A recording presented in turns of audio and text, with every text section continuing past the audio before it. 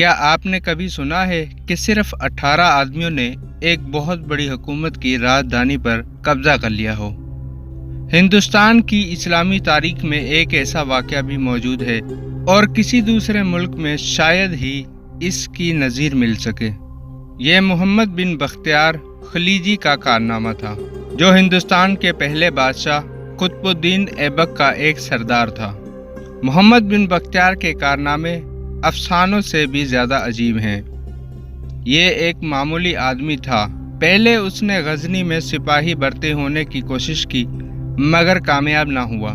پھر دہلی پہنچا، یہاں بھی اسے کوئی جگہ نہ مل سکی تو بدایوں کی طرف چلا گیا۔ اسلامی حکومت کی مشرقی سرحد پر تھوڑی سی زمین مل گئی اور اس نے اپنے طور پر کچھ سوار بھرتی کر لیے۔ سن 1197 میں 2 سواروں کو لے کر حلہ بول دیا اور تھوڑے ہی دنوں میں پورے علاقے پر قابض ہو گیا۔ قطب الدین اس زمانے میں بادشاہ نہ تھا بلکہ سلطان محمد غوری کی جانب سے نائب السلطنت تھا۔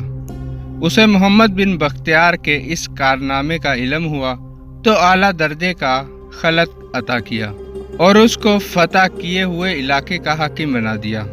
اب محمد بن بختیار کو اپنی مردانگی اور کاردانی کے جوہر دکھانے کا پورا موقع مل گیا۔ اس نے ایک فوج تیار کی اور بنگال کے راجا رائے لکشمن سین کی راجدھانی ندیا کا رخ کیا۔ اس کی شہرت پہلے ہی دور دور پھیلی ہوئی تھی۔ نکلا تو اس تیزی سے نکلا کہ ساری فوج پیچھے رہ گئی، صرف 18 آدمی ساتھ تھے۔ اسی طرح وہ شہر میں راجا کے قلعے کے دروازے پہنچتے ہی پہرہ داروں پر حملہ کر دیا اور فوج کا انتظار نہ کیا۔ اسے یقین تھا کہ ساتھیوں کی تھوڑی تعداد کا خیال کوئی نہ کرے گا، سب یہی سمجھیں گے کہ بہت بڑی فوج لے کر آیا ہے۔ بے باکانہ لڑتا رہا۔ اس کا یہ خیال بالکل درست نکلا۔ راجا اس وقت کھانا کھا رہا تھا۔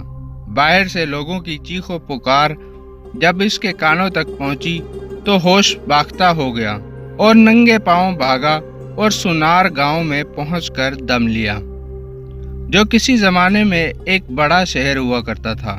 ڈھاکہ سے کوئی 13 کلومیٹر کے فاصلے پر ہوگا۔